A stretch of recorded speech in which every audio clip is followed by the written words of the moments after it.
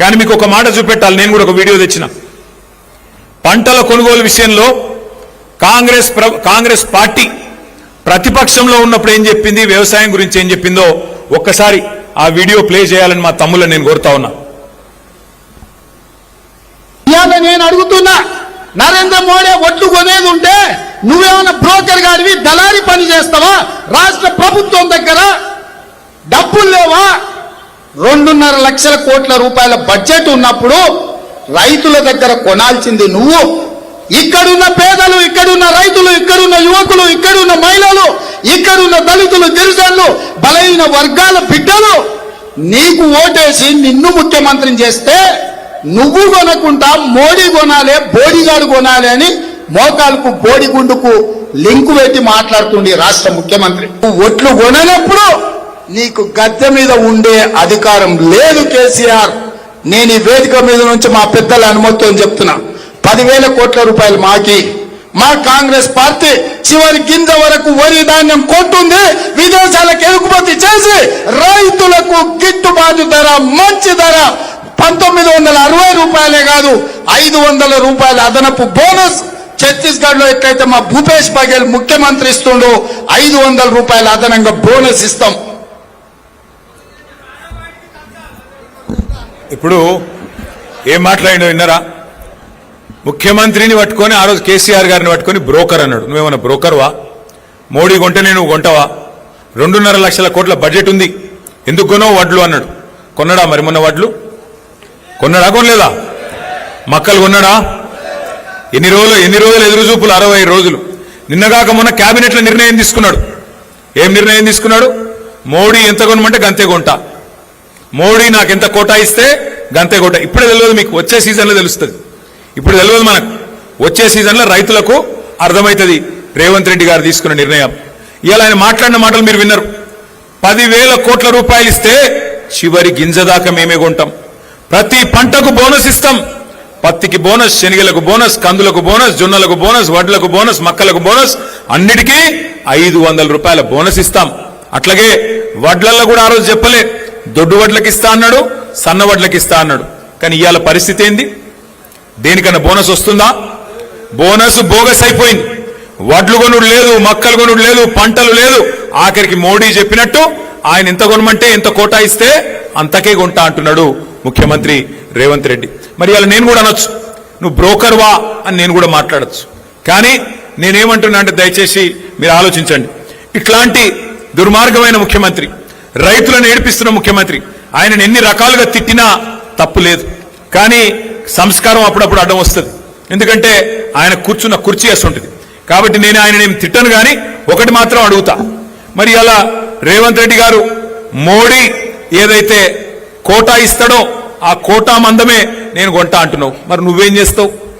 కేసీఆర్ గారు ఉన్నప్పుడు యూరియా చక్కగిచ్చిండు, కేసీఆర్ గారు ఉన్నప్పుడు విత్తనాలు టైంకి ఇచ్చిండు, కేసీఆర్ గారు ఉన్నప్పుడు నాట్లు వేసేటప్పుడే రైతు బంధు పడ్డది. కానీ నువ్వు వచ్చిన తర్వాత ఇలా రైతు బంధు టైంకు యూరియా దొరకదు, విత్తనాల సరఫరా పోలీస్ స్టేషన్లల్లా, మరి ఆఖరికి పంటల కొనుగోలు మోడీ ఎంత చెప్తే అంతకే చేస్తా అంటున్నావు. మరి నువ్వెందుకున్నావు?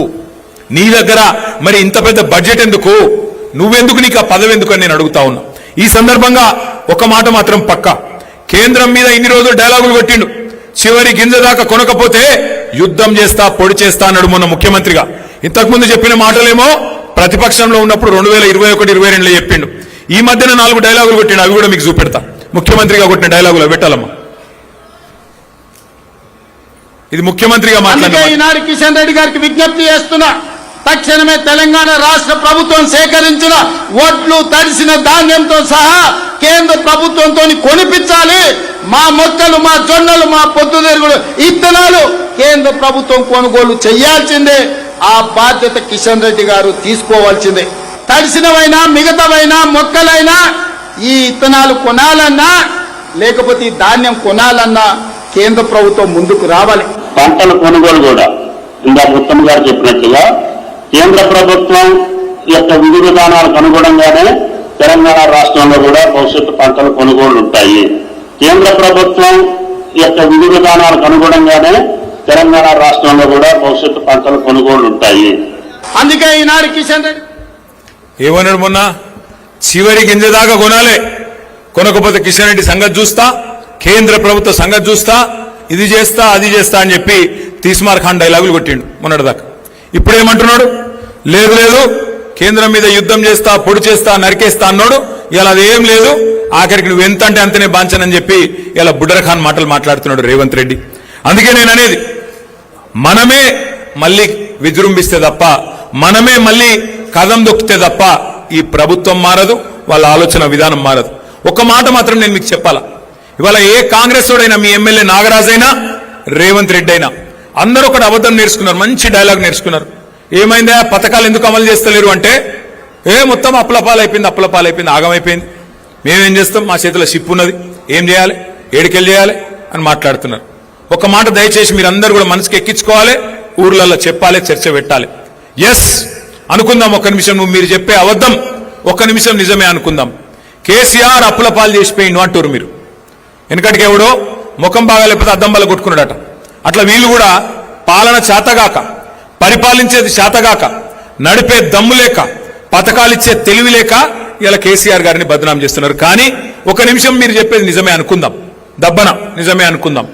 ఏం చేసిండు మరి కేసీఆర్ గారు? అప్పు చేసి 2,80,000 కోట్లు అప్పు చేసిండు కేసీఆర్. ఏం చేసిండు అంటే 1,00,000 కోట్ల రూపాయలు రైతుల ఖాతాల్లో డైరెక్ట్ గా వాళ్ళ ఖాతాలలోనే వేసిండు కేసీఆర్. స్వాతంత్ర భారతదేశ చరిత్రలో ఏ నాయకుడు చేయలే. 11 సార్లు రైతు బంధించి 70 లక్షల రైతుల ఖాతాల్లో 73,000 కోట్లు వాళ్ళ ఖాతాల్లోనే డైరెక్ట్ గా, వాళ్ళు అడగకుండా, దరఖాస్తు పెట్టకుండా, దండం పెట్టకుండా, దఫ్తర్ కోకుండా డైరెక్ట్ గా వాళ్ళ ఖాతాల్లో వేసిన ఒకే ఒక్క నాయకుడు కేసీఆర్. 2 సార్లు రుణమాఫీ చేసిండు లక్ష. రెండిటి కలిపితే 29,000 కోట్లు. అంటే ఒక రుణమాఫీ, ఒక రైతు బంధు కలిపితేనే 1,02,000 కోట్లు రైతుల ఖాతాల్లో వేసిన నాయకుడు కేసీఆర్. అట్లాగే మొత్తం 24 గంటల కరెంటు మనకిచ్చేతందుకు రైతులకు కాంగ్రెస్ ఉన్ననాడు కరెంటే దిక్కులేదు. మరి అట్లాంటిది కేసీఆర్ గారు వచ్చిన తర్వాత 50,000 కోట్ల రూపాయలు, సంవత్సరానికి 5,000 కోట్ల రూపాయలు చొప్పున ఉచిత కరెంటుకు రైతులకు ఇవ్వడానికి 50,000 కోట్లు ఖర్చు పెట్టిండు. ఇంకొక 1,00,000 కోట్ల రూపాయలు కేసీఆర్ గారు మరి మన రాష్ట్రంలో ఉన్న విద్యుత్ పంపిణీ వ్యవస్థను మంచిగా చేసేందుకు పెట్టిండు. అంటే ఒక రైతులకు కరెంట్ ఇచ్చేందుకే 1,50,000 కోట్లు. అవును, కేసీఆర్ అప్పు చేసిండు. ఏం చేసిండు?